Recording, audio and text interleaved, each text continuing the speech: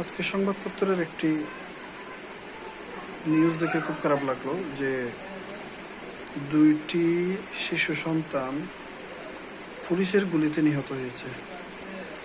সরকার কতটা স্বৈরাচারী হলে বা সরকার আন্দোলনের দমনের জন্য কতটা উঠে পড়ে লাগলে এই ধরনের ঘটনা ঘটতে পারে। পুলিশ কি পরিমাণ মারণাস্ত্র ব্যবহার করেছে এই আন্দোলন দমনের জন্য তা কল্পনাতীত।